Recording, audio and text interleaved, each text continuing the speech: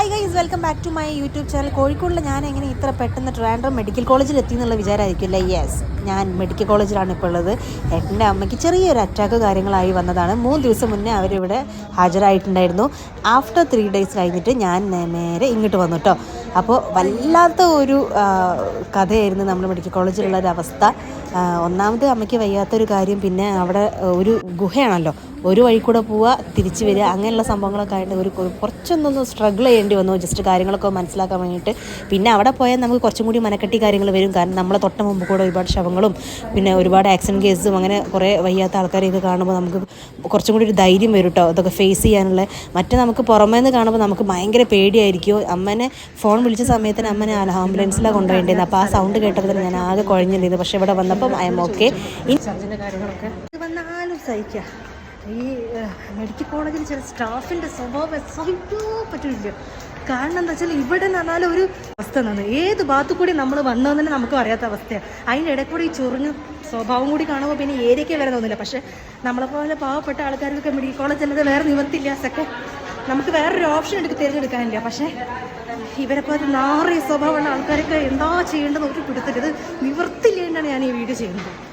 ഈ മെഡിക്കൽ കോളേജിൻ്റെ ഉള്ളിൽ തന്നെ ചില ചായ വിൽക്കണ ചേച്ചിമാരുണ്ട്. അവർ പിന്നെ നമുക്ക് കറക്റ്റായിട്ട് കാര്യങ്ങൾ പറയാം. അപ്പോൾ അവിടെ ചോദിച്ചിട്ടാണ് അവർ പറഞ്ഞത്, ചില ആൾക്കാർ നമുക്കൊന്നും പറഞ്ഞില്ല. എത്ര നേരമായി നടക്കണം, എനിക്ക് തോന്നുന്നു വേണ്ട സിറ്റി മൊത്തം ഞാൻ കറങ്ങി കുറച്ച് സമയം കൊണ്ട്. അത്രയും ദൂരം നമുക്ക് നടക്കാനുണ്ട്. എന്തായാലും നോക്കാം. ഈ വീഡിയോ എടുക്കുന്നത് ഞാൻ അമ്മയ്ക്ക് ഡിസ്ചാർജ് ചെയ്ത് തന്ന സമയത്താട്ടോ. ഡിസ്ചാർജ് ചെയ്ത് കഴിഞ്ഞിട്ടുണ്ടെങ്കിൽ അതിൽ ഒരുപാട് ഫോർമാലിറ്റി കാര്യങ്ങളുണ്ട്. ആദ്യം നമ്മൾ OP പോയിട്ട് മരുന്നൊക്കെ വാങ്ങണം. അതാണ് സക്സസ്ഫുള്ളി മരുന്നൊക്കെ വാങ്ങി ഇനി നേരെ വാർഡിലേക്ക്.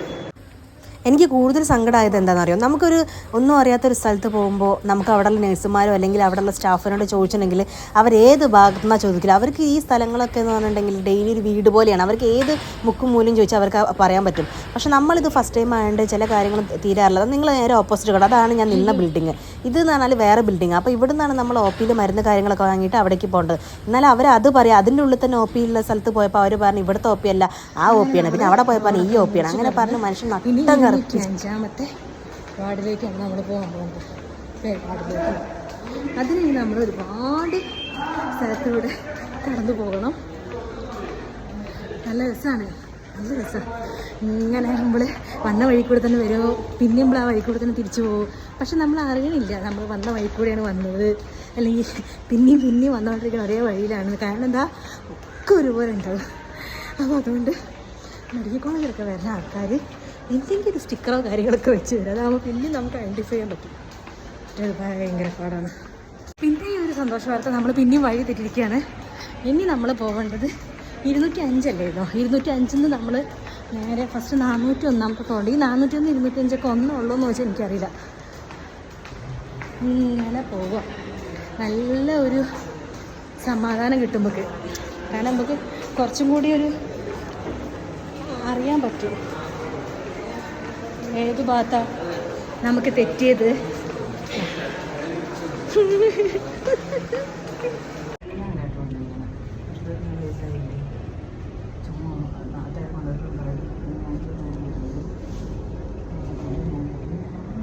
നമ്മൾ ലിഫ്റ്റിൽ നിന്നൊക്കെ ഇറങ്ങി നമ്മൾ 5th ഫ്ലോറിലെത്തി. 5th ഫ്ലോറിലെ 5ാമത്തെ വാർഡിലെത്തി. ഇനി നമുക്ക് നേരെ താഴേക്ക് ഇറങ്ങാം. താഴേക്ക് ഇറങ്ങിയിട്ടുണ്ടെങ്കിൽ നമ്മൾ റൂമെത്തും. കണ്ടോ,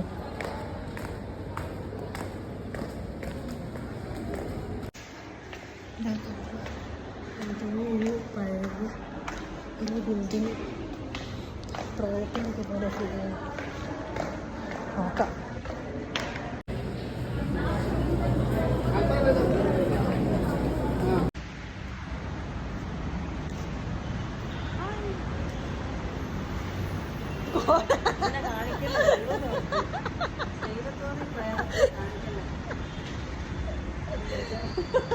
ആ കാട്ടാടി കൂടി വെച്ചിട്ട് രസമുണ്ട്. ഇങ്ങനെ തന്നെയല്ലേ.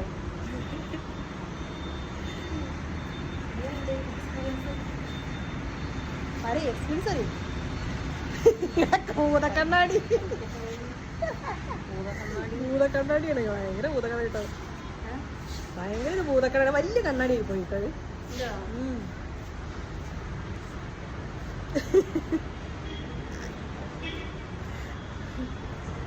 മെല്ലെ പിടിച്ചിറക്കി കുറച്ചൊക്കെ ഡോക്ടർ നടക്കാനൊക്കെ പറഞ്ഞിട്ടുണ്ടായിരുന്നു. അങ്ങനെ ഞങ്ങൾ നടന്നൊക്കെ ചെയ്ത് കഴിഞ്ഞ് ഞങ്ങൾ വീട്ടിലേക്ക് പോകാനുള്ള പുറപ്പാടാണ് കേട്ടോ. 3-4 ദിവസം നമ്മളവിടെ ഹോസ്പിറ്റലിൽ നിന്നിട്ടുണ്ടായിരുന്നു. പിന്നെ വേഗം പേവാട് എടുത്തുകൊണ്ട് പിന്നെ കുളിക്കാനും നനയ്ക്കാനൊക്കെ സുഖമായിരുന്നു കേട്ടോ. മറ്റേ ഭയങ്കര ബുദ്ധിമുട്ടാണ്. പിന്നെ അത് മാത്രമല്ല ഇങ്ങനെ ഹാർട്ടിന് സർജറി ചെയ്ത് കഴിഞ്ഞ ആൾക്കാർക്ക് അങ്ങനെ പേവാടല്ലാത്ത മറ്റേ വാർഡിൽ നിൽക്കാൻ പറ്റില്ല. പെട്ടെന്ന് ഇൻഫെക്ഷൻ കാര്യങ്ങളൊക്കെ വരുമെന്ന് പറഞ്ഞിട്ട് നമ്മൾ നേരെ പേവാട് എടുത്ത് നിൽക്കുക കേട്ടോ ചെയ്തത്. ഇനി നമ്മൾ വീട്ടിലേക്ക് പോകാനുള്ള പുറപ്പാടാണ്. എന്തായാലും ആകെ കോലം കിട്ടണം. കാരണം ചില ഹോസ്പിറ്റലിൽ നിന്ന് പിന്നെ അറിയാലോ. പിന്നെ നമ്മൾ കുറച്ച് മേക്കപ്പ് കാര്യങ്ങളൊക്കെ ഇട്ട് സെറ്റാക്കി. അപ്പം നിങ്ങളേക്ക് ഹോസ്പിറ്റലിൽ വന്നിട്ട് എന്താ സ്റ്റൈലാക്കില്ല, എന്നാലും നമുക്ക് ചത്ത് കിടന്നാലും ചമഞ്ഞ് കിടക്കണം എന്നല്ലേ, നല്ല വൃത്തിയിൽ തന്നെ പോകാമെന്ന് ചോദിച്ചു വീട്ടിലേക്ക്. കുളിയൊക്കെ രാവിലെ തന്നെ കഴിഞ്ഞിട്ടുണ്ടായിരുന്നു കേട്ടോ. പിന്നെ അച്ഛൻ സാധനങ്ങളും കാര്യങ്ങളൊക്കെ എടുത്ത് വെച്ച് ഡെയിലി വ്ളോഗായിട്ട് ചെയ്യാമെന്നുള്ളൊരു മനസ്സിലല്ലായിരുന്നു. കാരണം അമ്മയ്ക്ക് വയ്യാത്തതുകൊണ്ട് ആകെ ടെൻഷനിലായിരുന്നു എല്ലാവരും. പിന്നെ ഫുഡ് വാങ്ങാൻ ഇതാക്കാൻ ഓട്ടമായിരുന്നു.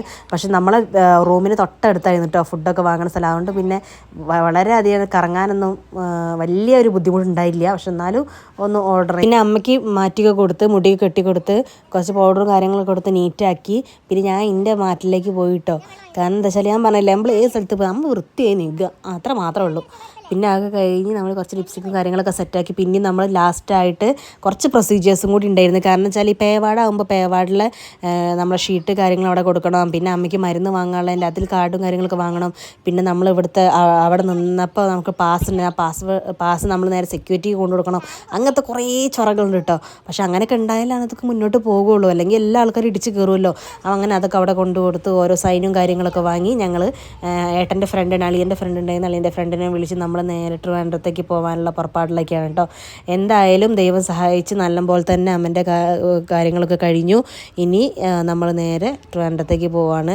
ഇനി നാട്ടിലേക്ക് പോകണം. നാട്ടിലേക്ക് പോയിട്ട് വേണം ജോലിക്ക് തിരിച്ച് കയറാൻ വേണ്ടിയിട്ട്. കാരണം ജോലിക്ക് കയറിയിട്ട് 1 മാസം ആവണേക്കാളും മുന്നേ ലീവ് എടുത്ത് ഞാൻ അങ്ങോട്ട് പോകുന്നതാണ്. കാരണം വേറെ ആരും ഇല്ല അമ്മനെ നോക്കാനും കാര്യങ്ങളൊക്കെ. അപ്പോൾ ശരി, ഇനിയും നല്ല നല്ല വീഡിയോസ് ആയിട്ട് നമുക്ക് കാണാം. Okay, take care, tata, bye bye, see U.